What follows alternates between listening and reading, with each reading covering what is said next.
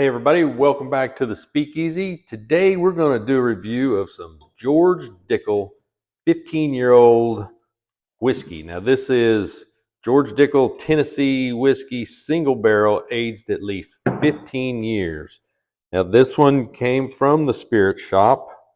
According to this, barrel number 05F28-958, barrel date of February 18th, 2004, and sent to the Spirit Shop 2023.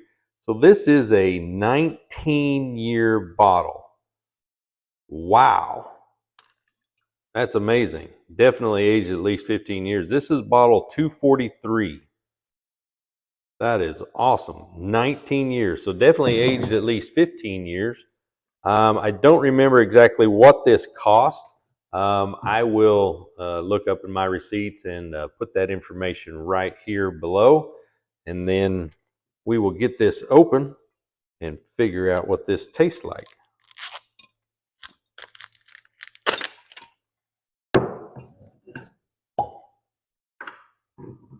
Maybe get a little... By the way, you like my new Glencairn's got the Scalper Barrelhead logo. If you're interested in these, I may put these up for sale. That is cool in my book.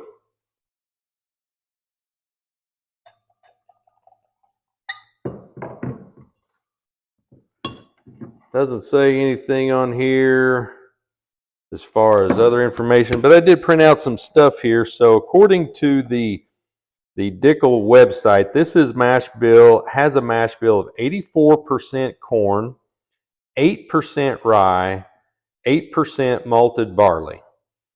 The tasting notes are vanilla, toffee, and treacle to rich leather, saddle oil and wood to a more delicate perfume of fruit or lavender.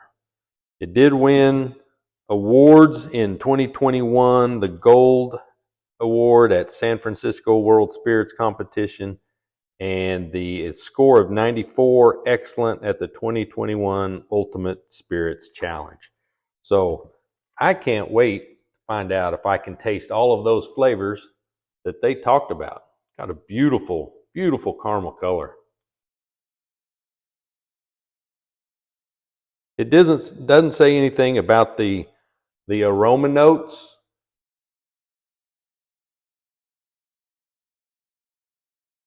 Smells very, very sweet. Now it is 84% corn, so pretty much should smell like corn, you would think. It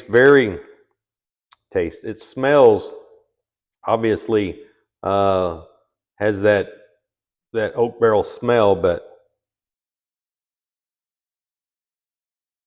I'm still trying to get my particular notes down that I can call them right as I smell them or taste them, but I'm not quite there yet. That's why I want to go off of these notes to see if I taste anything like they do. Smells great though.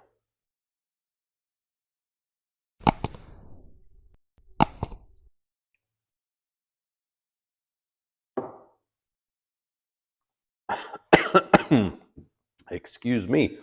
That has it is, as I swallow, it has a lot of heat that gets pushed into my sinuses and my throat. So this is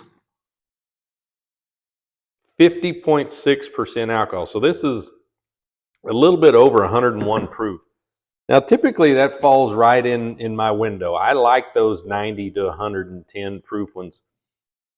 You get a lot more than that. To me, you get a lot more flavor, but you get a lot more heat. Sometimes you get a little bit less flavor, but this one is at 101 proof.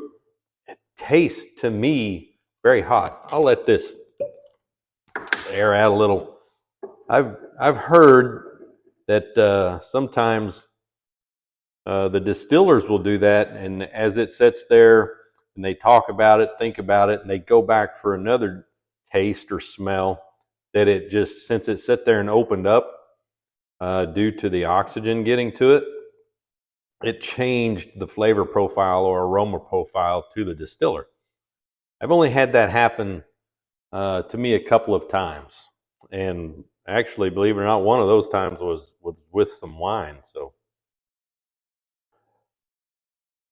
got a great smell, but this is one of those rare ones to me that it smells hot and it has that hot kick in my mouth. So, I don't know if I'm high on this one yet.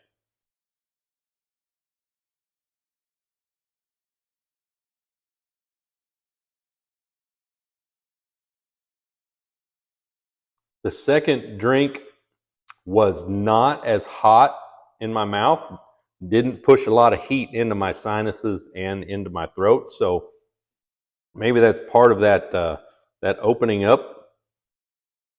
Wonderful smell though. I don't know that I get all those smells. Obviously, I do smell the vanilla. I don't know about this saddle oil and leather though. I don't know where all of these people that can just say, "Oh, that smells like saddle oil." Do they keep a list of this stuff and they go through it every day and says, "Okay, these are the ones that I'm looking for, or these are the ones I've seen, smelled, or tasted in the past," and they put that in their memory bank so that they can pull it out and say, "Oh yeah, saddle oil, that's what that one was." Me, I'd have to smell that, somebody, and I'd sit here and look confused, and then they go, smells like some kind of saddle oil.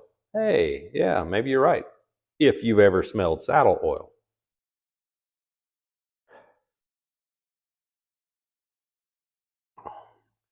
This one is, so far, it's good. It is nothing to me spectacular.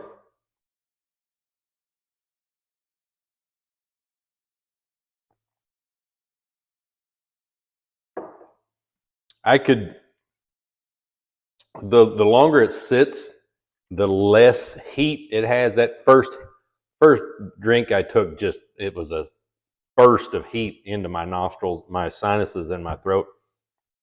The longer this sits here, obviously, the more it is opening up and getting much more flavor to it.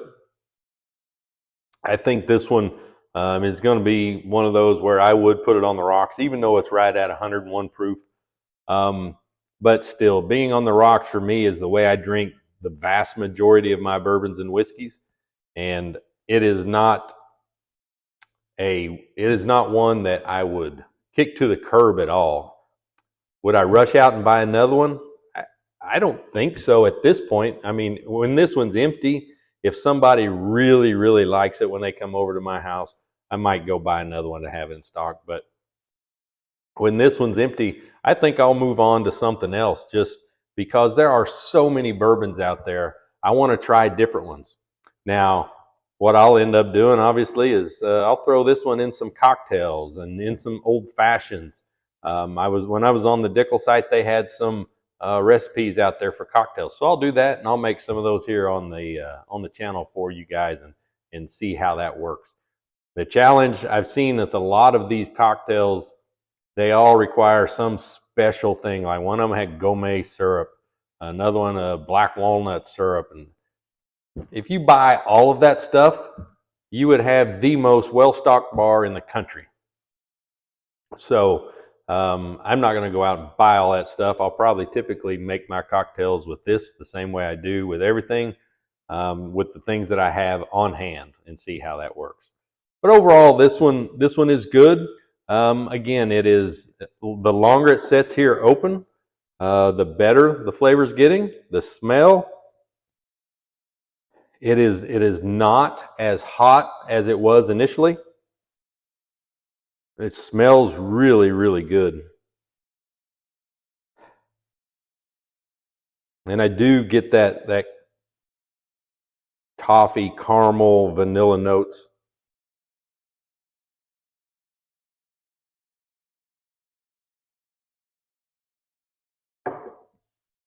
But yeah, that one that one will be on the rocks for me in the future. Hey, I appreciate you guys tuning in. If you like this video and you like these reviews, please be sure to subscribe, like the channel, give me the thumbs up, and any comments below that you have for me. If there's a small town, non-allocated, I want to try to get away from the allocated stuff and look for the everyday, every man's bourbon that we can find. And I've got about 2 dozen that I've got still unopened behind me that I'm going to start doing some reviews coming up at least once a week, maybe twice, so I can pull in a couple of tequilas and stuff. But thanks for tuning into the channel. Come back and see us next time.